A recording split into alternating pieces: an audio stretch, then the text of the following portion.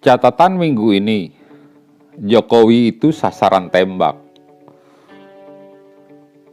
Sejak moncer sebagai wali kota Solo, Jokowi didapuk untuk mengelola ibu kota Jakarta. Dan masyarakat Jakarta memilihnya. Belum genap masa jabatannya sebagai gubernur, Partai PDIP mencalonkannya sebagai presiden di tahun 2014. Dan terpilih dengan suara terbanyak. Saya termasuk orang yang senang karena dia bukanlah dari elit partai politik. Kenapa begitu? Anda bisa menjawabnya sendiri kan?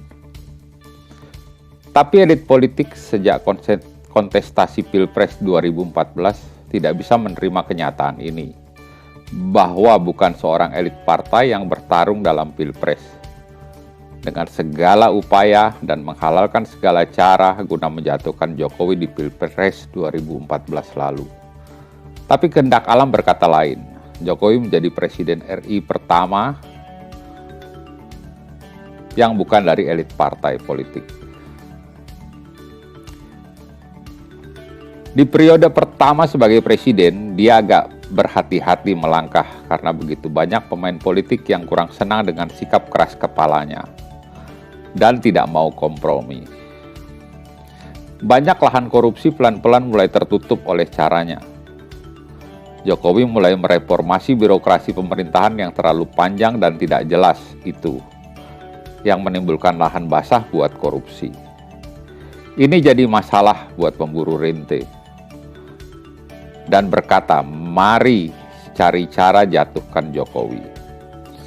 Di titik ini makin mendidih para pemburu rente guna menjatuhkan Jokowi, hingga menghina keluarganya pun dilakukan. Menggunakan isu primordial juga dilakukan, bahkan sampai mengejek fisik. Saya tidak tahu bagaimana bisa orang menghina orang lain sampai seperti itu.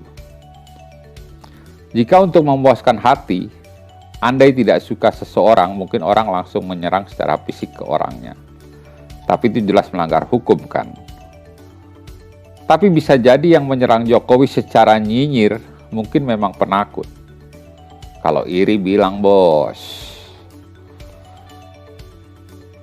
Penggunaan isu primordial ini lebih kentara lagi di Pilpres 2019. Politisi memanfaatkan ini guna mendulang suara. Hasilnya terjadi pembelahan di masyarakat atas dasar SARA. Ini memang gila pelakunya. Karena menghalalkan segala cara demi meraup suara. Meskipun hasilnya Jokowi terpilih sebagai presiden untuk periode keduanya. Pada periode ini, Jokowi lebih fokus pada infrastruktur.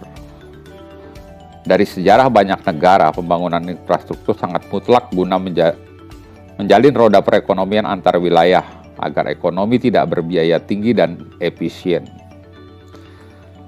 Sejak beberapa dekade infrastruktur di negara kita memang jauh tertinggal. Birokrasi yang rumit hingga tidak kompetitif dengan negara lain.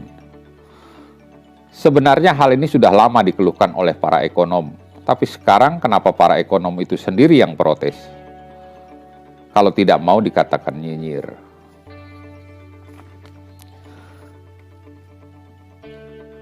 Sasarannya semakin menjadi-jadi agar terlihat elegan, menggunakan cara menyerang pola pikir pemerintah dan kebijakannya. Pokoknya serang, target sasarannya tetap fokus pada Jokowi.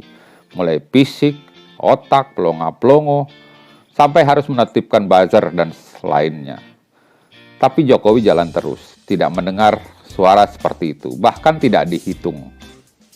Ibarat seekor burung tidak perlu menjelaskan bahwa ia mampu terbang.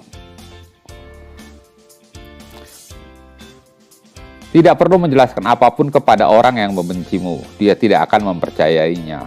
Seperti kata pepatah, biar anjing menggonggong kafilah tetap berlalu. Sebagai seorang presiden harus punya misi dan visi untuk diwujudkannya demi membawa kehidupan berbangsa dan bernegara menjadi semakin lebih baik dan sejahtera. Sepanjang tidak melanggar undang-undang dasar dan hukum yang berlaku, terus saja berjalan. Biarlah para pembencinya membuatnya menjadi sasaran tembak dengan peluru kosongnya. Buat apa dipikirkan? Anggap saja angin lalu. atau sekedar lelucon garing yang hanya laku di media tertentu. Bagi yang menginginkan pansos, paling gampang adalah menyerang suara pemerintah, walaupun tidak ada isinya, atau langsung fokus pada Jokowi. Dan Anda tahu siapa itu orangnya. Pertanyaannya, apakah Anda sanggup berdiri pada posisi Jokowi saat ini?